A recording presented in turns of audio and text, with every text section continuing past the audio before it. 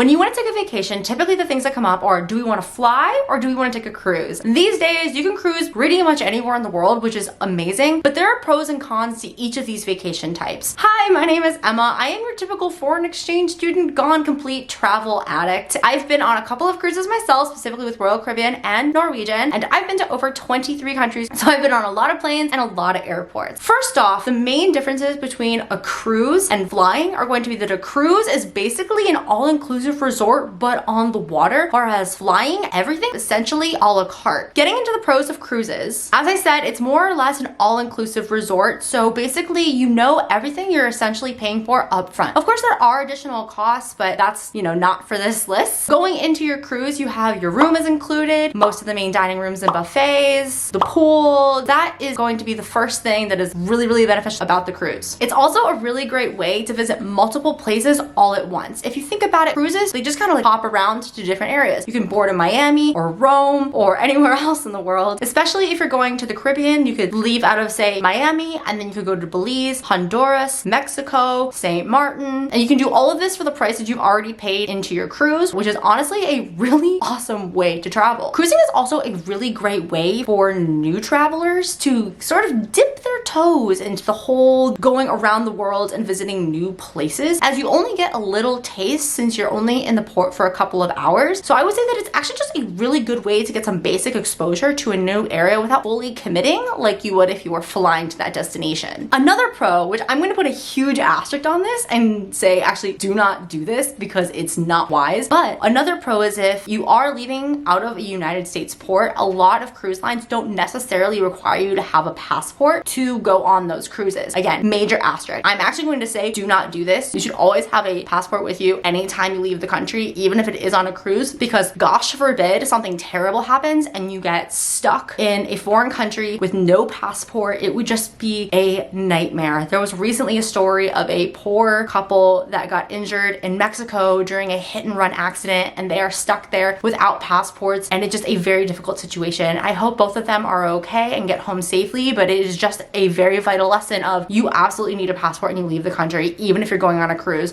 So even though it's a pro, I'm going to actually highly recommend against this one. Especially in the United States, they're only about $160. It is cheaper in the long run. Just invest in it. Back on a slightly more positive note, when it comes to cruising, it's also just very easy because there's a lot less to worry about. Once you're on the ship, you can basically do whatever you want. You can go lay by the pool, lay in your room, go to the spa. Everything is there and ready for you, which is honestly a really nice perk and kind of one of the things that we like to do on vacation is just to relax and not worry about all of our stresses at home. Another big perk is honestly, if you like cruising and you just don't want to do anything other than the cruise, you actually can stay on the ship the entire time. There is no actual mandate of any sort that you even have to get off the cruise ship at all. Now, I disagree with this. I think you should, but it is something that you can do. So you could actually purchase the cheapest cruise, not care where it goes, and just never get off if you actually just want to stay on the ship the entire time and enjoy all of the different amenities and shows that are available to you. So that could be actually a great way to have a pretty inexpensive vacation if the ports don't matter to you at all. Another big pro is that there's pretty much always something to do on a cruise. There's shows, there's the pool, there's food, there's just different kinds of activities, there's different meetup groups. Honestly, it's pretty hard to be bored on a cruise. Another big perk about cruises is if you book an excursion specifically through the cruise line, and that's going to be the major asterisk here, if that is delayed for any reason, the cruise ship actually will wait for you before they leave. That's pretty nice, honestly, but the big caveat there is you have to book that excursion through the cruise line. So for my extremely adventurous people who bypass that and are late, it's a very different story, but we will get into that later. Moving on, I would also say that typically, and this does vary from cruise line to cruise line, but the food is usually pretty decent. Also, you typically have a lot of really good things to choose from. We are focusing on the pros. I'm not going to say things are perfect, and I don't really want to compare it to if you go to some amazing place and get the street food and things like that. But overall, cruise lines do want to provide good food for you, and you have a lot of options, and so it's something that you don't typically have to worry about, and if you don't like something, you can always find something else. But I have found at least with the 2 cruise lines that I have been with, the food has always been pretty good, and if I don't care for something, I can always order something else. It's never been a problem. One of the other big pros of cruising is that you have your own private bathroom, so if something happens, you can go freshen up in there at any time you want. Additionally, there are also always public restrooms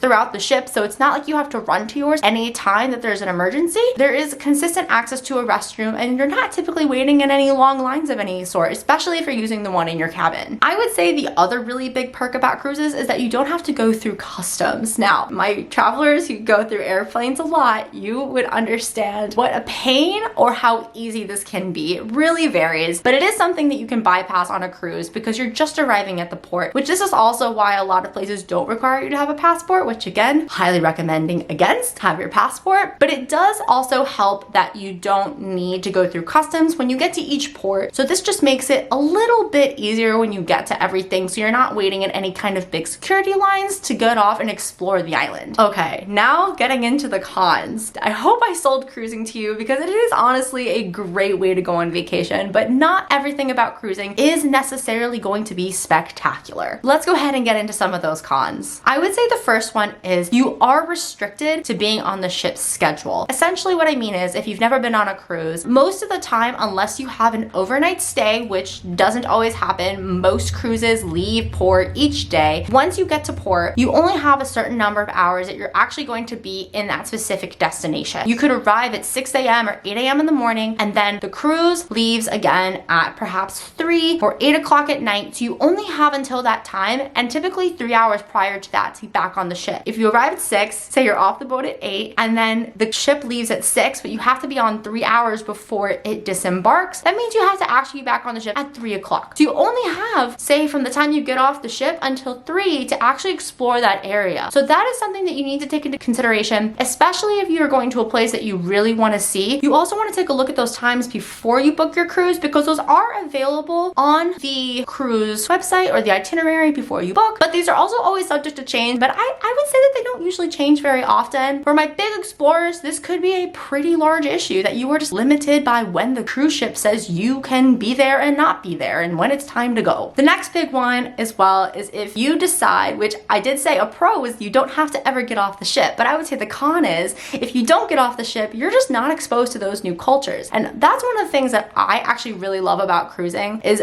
being able to just get off the ship and see something new that I just haven't seen before. If you don't get off the ship and explore that new culture, I really do think you're shorting yourself something amazing. But I mean, that's just kind of how it is. If you choose to stay on, you choose to stay on, and that's totally fine. We're allowed to disagree, but I would say it is one of the cons is that you are not forced to get off and see where you're going. So you could be shorting yourself that way. The next con I would say is that excursions are expensive. Not all of them, but they're not included. It can be very easily a way that can deter people from potentially even getting off the ship in the first place. And you don't have to do an excursion. You can buy third party, but you do need to be more careful. And you could always just explore on your own. You need to be just careful with something like that. It's always safest to go through the cruise line, but it's not the only option. But excursions do get pretty expensive, and it's just something you need to take into consideration, especially if you're going on a cruise with a lot of different ports. The ship is also pretty slow, at least compared to an airplane. If you're someone who likes to get to your destinations quickly, maybe cruises aren't the way to go, but then again, these are very different styles of vacation. It could take an entire day or a day and a half or two to sail from one island or country to the next, whereas as you know, an airplane, but again, could be just a couple of hours. Another thing that could be a con is ships typically arrive pretty early in the morning to each port. As I said, 6 a.m., 8 a.m., maybe even 5. So if you're someone who enjoys that excitement of pulling into port and like seeing it come in, then maybe a cruise is something that isn't necessarily for you, or just something that you'll have to accept that you're not really going to be able to experience on this specific kind of trip. I personally love being able to see things as I'm coming in, and unless you want to get up at 5 a.m. to pull into dock and see them do everything, seeing that view is something that you're probably gonna miss. You're more likely to see the view of you pulling away from your destination rather than getting into it. This is a pretty big one, but if you book an excursion not through the cruise line, or you go off on your own and you were late because of your poor planning, not paying attention to the time, the cruise ship will not wait for you. It will actually leave, and then you are financially responsible for getting yourself to the next port to meet the cruise ship. Fortunately, I have never missed my ship. I'm absolutely terrified of missing the ship leaving port, but it is something that you do have to worry about. And I've seen a lot of YouTube videos about people talking about missing cruise ships, and I would just prefer to never ever be one of those people. So just pay attention to the time and realize, make sure you know what time is cruise time or ship time, and the difference between when the ship is leaving and when you actually have to be back on board. These are things that are typically given to you each day when you usually get a piece of paper, or typically if you have the app on your phone, will tell you when you have to be back on the ship each day. So just really pay attention to those things because you just do not want to accidentally get left behind. I think the next con of a cruise is going to be that alcohol is not typically included in that all-inclusive part of a cruise. I am a big fan of Norwegian Cruise Lines. Call me if you'd like, I would love a sponsorship. But their free at sea is pretty unique to the cruise line industry, I would say. Otherwise, you typically do have to buy a drink package. And these can be pretty expensive. I would say they could even get up to $85, $100 a day if you're going premium. And most people, I would think, do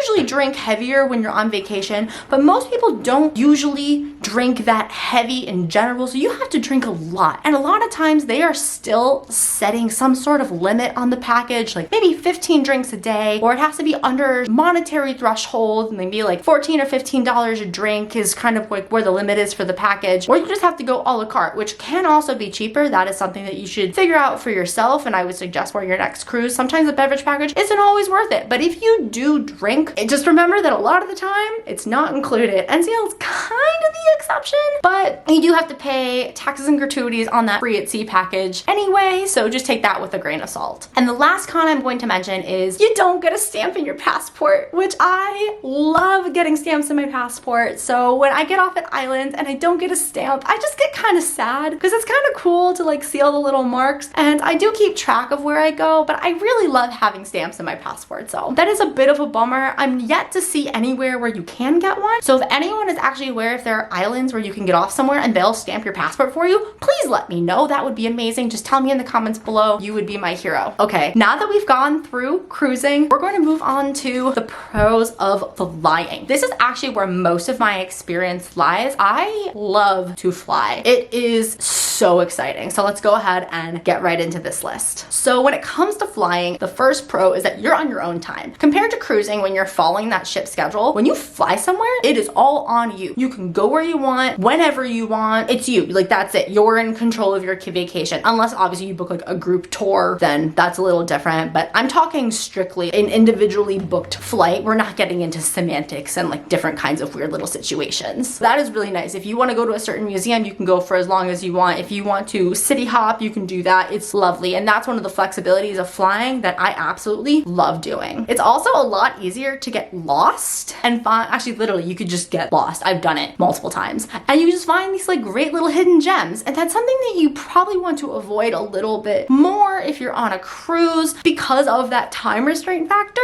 So that's just something really nice. You can just like kind of go off the beaten path and just find things. I think that's a pretty nice perk of flying to new places, finding the different amazing little things that you normally wouldn't have the time to really get lost and just sort of discover. With flying, you can also spend a lot more time in a single destination. So you could get fortunate. Maybe you do an overnight, or you take a cruise to a very specific place. Think like 5 days to Bermuda out of New York City. It's a pretty common cruise. I know Norwegian runs one of those, and it could be great. But a lot of cruises are multi-destination, and you're just gonna keep getting on and keep moving and getting on and keep going to different islands. If you were to fly, you can spend a lot more time in one place. Think touring around Japan for 2 weeks. You can't really do that on a cruise. If that is something that might be more your style, or if that's how you want to do your vacation, flying might be a better way to go in this case. You can also get to your destination very quickly. So this is something where I kind of started mentioning about the cons of cruising. This cruising tends to be very slow. It could take an entire day, day and a half to get to an island. Whereas if you were to take an airplane, you could fly from New York to Miami in about 3 hours. You could fly from New York to San Juan, Puerto Rico in about 4.5 hours. Sorry, I'm using New York, though that's my local airport, so that's my best frame of reference. If speed is more of your goal for getting to places, then flying is probably your best option. Personally, I love to get places as quickly as possible and then spend as long there, and then I'm not as worried about it coming home. A really big perk with flying too is if you are good with credit cards, and I'm specifically talking about credit cards that offer transferable points. This is going to be something like Chase Sapphire Reserve or Preferred, the Built MasterCard, Amex cards, cards, typically those like higher end travel cards. And if you are responsible and know how to use your points appropriately, you can actually get free or significantly discounted airplane tickets from economy all the way up to first and business class. That's just really amazing. I do know, I'm just gonna throw this in here because I didn't think about it at the time. If you do gambling on cruises, I know they shoot you a lot of really good perks, but even up to free cruises, personally, I don't gamble, so just take that with a grain of salt, so I don't get those emailed to me. But with airplanes, it's truly amazing what you can do with credit card points and how you can travel for free if you are good and financially responsible with those resources. Flying in certain areas of the world can also be extremely cheap. Think inter-European flights, inter-Asian flights. Forget the United States, it's so expensive to fly between American states, it's just appalling. But if you're, say, in Europe, you could easily fly from Ireland to the UK in like an hour, and maybe you could spend 40 pounds, give or take, maybe less. I once had someone tell me that they found a flight from London to Italy for, they didn't tell me the city, but it was 10 pounds. And I was like, oh my goodness. So maybe it wasn't the best flight, but the point is, realize how cheap that is. Sometimes that's actually cheaper than taking a train. Flying is also just very exciting. Every time I get to the airport, I get these like butterflies that I'm about to get up and go somewhere. I mean, I kind of get that with a cruise, but there's just something really magical about the airport where you get there, once you get past security, because security is a pain in the butt, and then you're waiting for your flight, you get on the plane, you're taking off, and it's like, oh, goodbye wherever I am. And then as you're coming into your destination and you're looking out the window and you can see everything on the ground, and it is such a rush. And I don't think it'll ever get old. It's, to me, that is one of the best parts, is the descent, and you can like see your destination. Oh, is it exciting. I always play like some song in my ears that just really upbeat and happy whenever we're about to land. I love it. Also, a lot of international flights offer free booze in economy. There's just one more that maybe you can kind of get a leg up on cruises. Now, of course, it's only during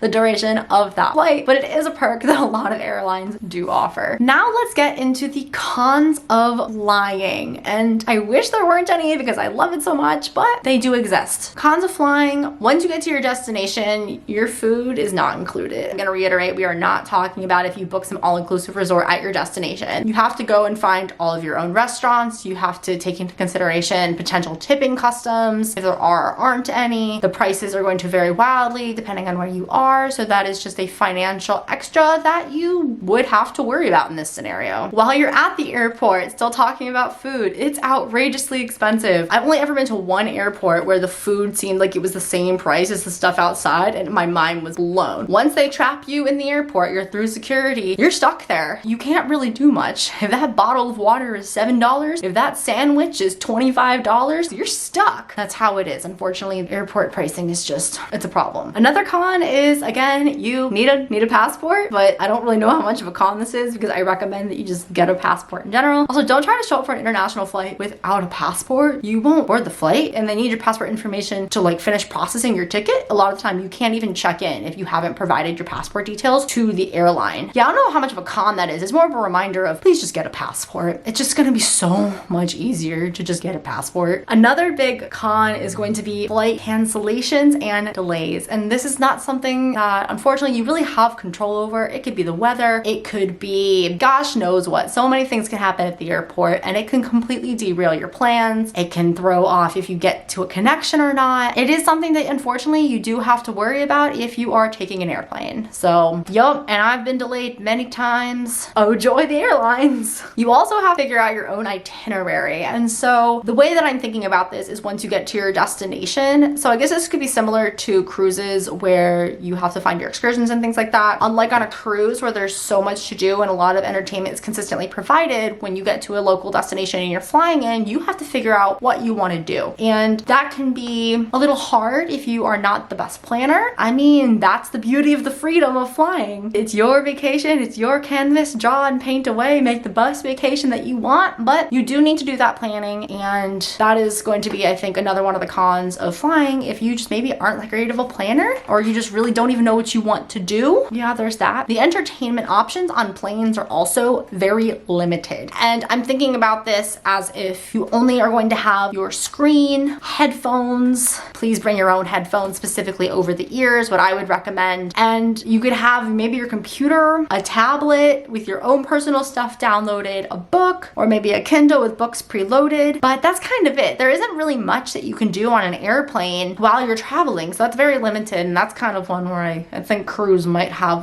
the leg up. Just be like me and download an entire season or two of K-dramas and typically you'll be okay. It's not the most comfortable form of travel. If you're fortunate enough to be in first class or business class, kudos to you. I hope one of these days I will also get to experience that. But until then, I do consistently book an economy. I am also a pretty budget, more so kind of traveler. I like to get places as inexpensively as possible to enjoy myself as much when I get to my destination. But with that, economy isn't the most comfortable. You don't have a lot of leg room. I really feel for people who are taller and can't afford to move up to premium economy or into a higher seating class. I mean, the chairs don't really lean back that much. And even if they do, I personally just don't lean mine back because I hate when people lean theirs back to me. So like, because it tilts your screen and it messes with your table and it's not good. So it's just not really the most comfortable. You feel really cramped and that's a bit of a bummer on that one. Your hotel cost also is not included in your flight ticket. So unlike the cruise where your entire cruise fare is your room, your food, all of that, which I think I've pretty well covered, that it's not more or less an all-inclusive sort of deal. When it comes to flying somewhere, your airplane ticket does not include your hotel. So that's something that you have to book separately. Your hotel could be just as much as your flight ticket, if not more. Again, this just comes down to proper planning, and that is very important. Another big issue could be that flights could be overbooked. If you are not aware, flights have an issue of overbooking or overselling their flights. An airline wants to be able to make as much money as possible off of every single flight. Obviously, it is a for-profit business. However, the problem is when they oversell flights, they're expecting people to potentially change their flights, become a no-show, something like that, and then they're hoping that it will settle down to 100% of the seats and they're not gonna have any problems. However, then you have the issue of when everyone who booked a ticket showed up. That is when they're asking people to potentially volunteer to get rebooked, or they have to honestly start denying boarding to people. It's just a mess. It is something that could potentially happen, and I really wish airlines just wouldn't overbook flights. It's just wrong, but it is a business tactic that they use. Another one is going to be potentially lost luggage or delayed baggage. I actually had this happen to me. My baggage wasn't actually lost, but it was severely delayed because it got left during my layover. I was without my bag for an entire day, which really sucked, and I wish I had understood more of the policies of airlines at the time because I could have actually gotten my clothing costs reimbursed to me, but I didn't know that back then. Make sure you do read up on those kinds of policies, but having your baggage lost or stolen or delayed is definitely a big factor. So be very careful with those checked bags. I probably should have batched all the food together in one, but airplane food,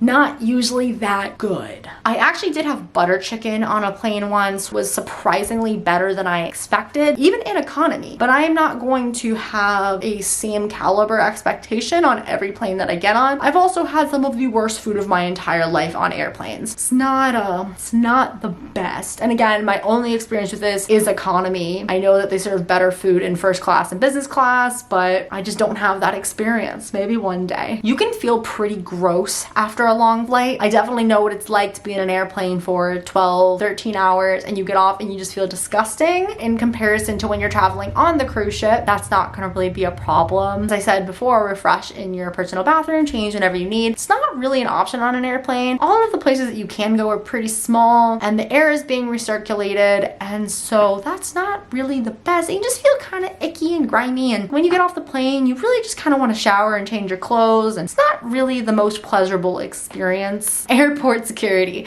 So I do have TSA pre-check because I do live in the United States, and so I fly out of the US every time I obviously need to go somewhere, but that does make it a little easier. However, it's still a pain in the butt because they have all these like really strict rules due to previous events in 2001. They check you for like the weirdest things. I remember once actually coming back from Europe and my flight from Copenhagen to Toronto, I had a water bottle that they gave me on the flight and I left it in my bag, and I didn't know I had to go through security again before I got on my flight in Canada back to the US, and they treated me like I was a criminal for this water bottle. Even though it had the airline's name on it and everything, it was like a whole ordeal, and I was like, please take the water bottle. Got it on my last flight. It's not a big deal. Sorry, please let me go. I swear it was just kind of like a power kind of grab sort of thing. Dealing with security for me is not fun, and I would prefer to minimize that as much as possible. Of course, cruises do have security, but it's just not the same. I don't feel as if I'm being interrogated on the same level, and I do understand they are looking for crazy people, and you have to kind of go through that because of that. It just sucks in general. I know they're doing their job, but that doesn't change the fact that it's still an unpleasant situation. Screaming children on airplanes. It's just very different. So like on cruises, especially if you're taking a non-adult only cruise, there's just gonna be screaming kids on planes, and it's awful and it drives me crazy. And especially since I'm not a parent myself, it's an enclosed space and it sucks. And that's why I do recommend that you bring earplugs with you on airplanes. And I know parents do their best, but there's also parents who just don't care. It's different on cruise ships because I can get away from the screaming kids, whereas in the enclosed airplane, you're just stuck. You have a lack of control with airplanes. Really, this is just sort of the fact that you're very on the airplane's schedule, which I guess you kind of are with cruises, but I feel with airplanes, it's a bit more strict because once you're at the airport, you can't go anywhere.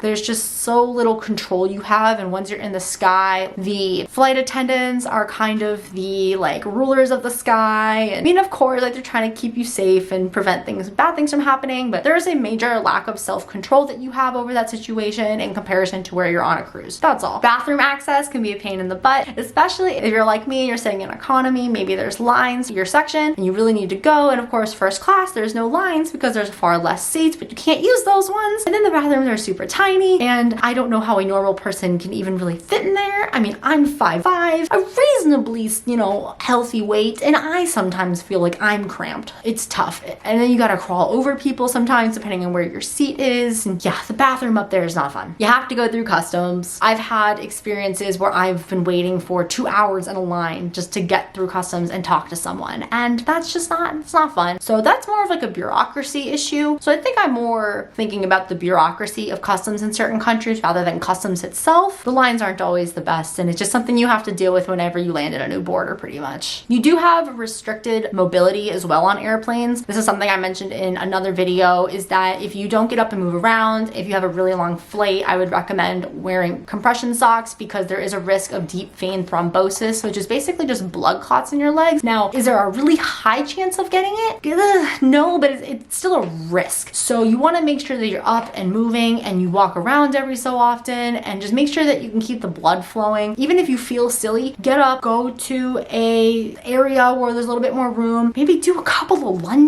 not lunges or squats, and stretch and just move, work those muscles, because it's better to look kind of dumb than get a blood clot in your leg, honestly. That restricted mobility can be a serious issue, but there are ways that you can go to just make it a little bit better and prevent yourself from winding with any kind of potential health issues down the line. And the last one I'm going to mention is jet lag.